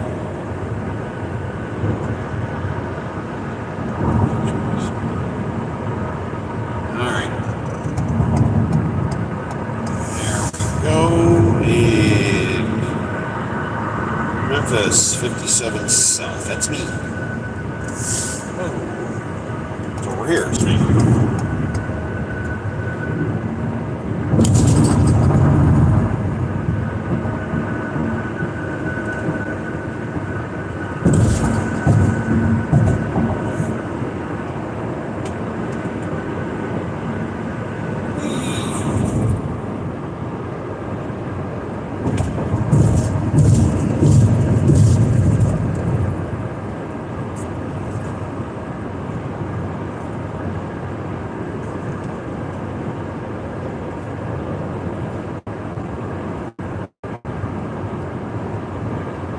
All lanes open. That's good to know. Whoa! Taking this pothole stuff a little bit too seriously. 27. Ah, now it's back out. Darkness. Cool. We're actually cutting between two hills right here. It doesn't show up on the screen, but there's tall hilltops on both sides of us. Oh, we got a sign coming up. Here we go. And we're going to figure out where we are.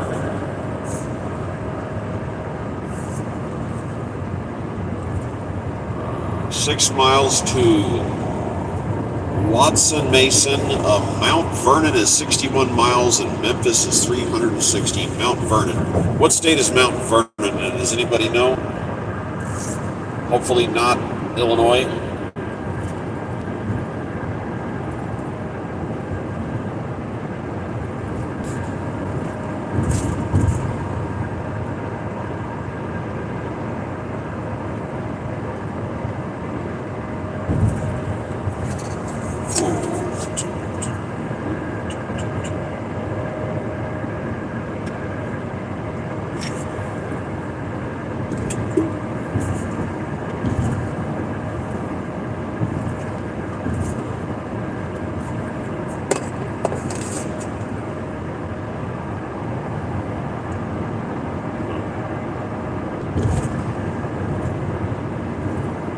I just saw some reflectors back there on the ditch.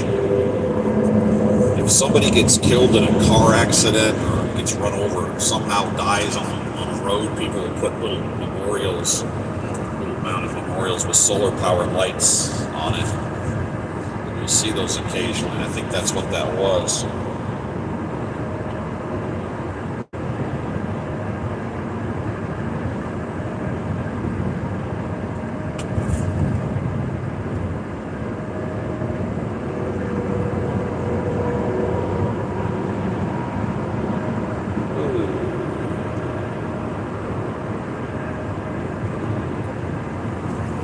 Been out here before, and here one of those big trucks loses a tire, and it sounds like a mortar when it goes off. They don't just pop and sizzle; they explode because they've got something like 115 pounds of pressure in them. When they go, they go. I've had a truck, and I was at a truck stop. Everybody was shut down, and his tire popped, and it's just sitting there. Boom! Wake you up out of a dead sleep. All right, I'm coming up on 2 hours right now on Dream, and I need to find a gas station, and I need to use my phone to do it. So I'm going to bail off now, and I may come back on later depending on how late at night I'm going to be out here. But I'll catch up with you guys later.